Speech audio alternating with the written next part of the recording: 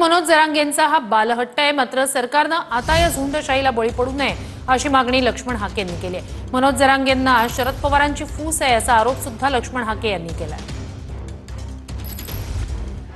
ज्या पद्धतीने मनोज जरांगे यांनी याआधी पण आंदोलन केलं आणि आता पुन्हा एकदा मुंबईत आंदोलनाची त्यांनी घोषणा केलेली आहे।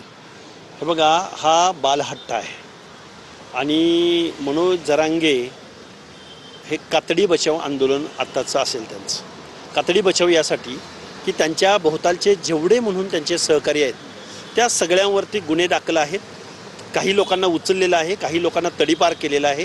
काल परवा तर त्यांचा एक समर्थक बीडमधल्या एका मुलीच्या विनयभंगाच्या केसमध्ये अडकलेला आहे। त्यामुळं त्यांची जी मागणी आहे, त्यांनी जे काय एक वेड पांघरलेलं आहे, हे अक्षरशः मराठा बांधवांच्या डोळ्यामध्ये धुळपे करणार आहे। त्यामुळं आम्ही कायद्याला मानणारे आहोत। आमचा सरकारवर आता सध्या विश्वास आहे आणि सरकार आम्हाला नाही वाटत की यांच्या झुंडशाहीला बळी पडून ओबीसीमधूनच आरक्षण पाहिजे, सगळ्या सोयऱ्याचा अध्यादेश लागू करा, आम्ही मुंबईमध्ये ओबीसीमधूनच आरक्षण घेऊन परत येऊ, हे जे काही बोलणं आहे हे बेकायदा आहे। हा जरांगेचा बालहट्ट आहे आणि जरांगेला कुणीतरी चावी देते आणि ते चावी देणारे काल परवा बघायला भेटलेले महाराष्ट्रानं बघितलेलं आहे।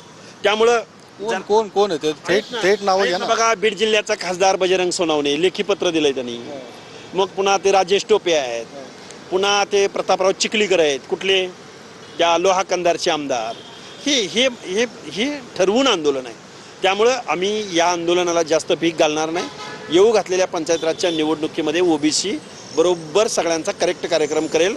बजरंग सोनवणेला कसं उन्हात बसवायचं तेही आम्ही ठरवू, चिखलीकरला कसं घरातून उन्हात बसवायचं, घरात बसवायचं तेही आम्ही ठरवू आणि राजेश टोपेला तर आम्ही ते दाखवून दिलेलं आहे। बरोबर आहे, पण या सगळ्या आंदोलनाच्या मुद्द्यावर मनोज जरांगे पाटलांचं म्हणणं की ही आरपारची लढाई असणार आहे, कारण 8.9% ही आकडेवारी सुद्धा त्यांच्याकडनं आलेली की एवढंच मराठा आता आरक्षणात जायचा राहिलेला आहे।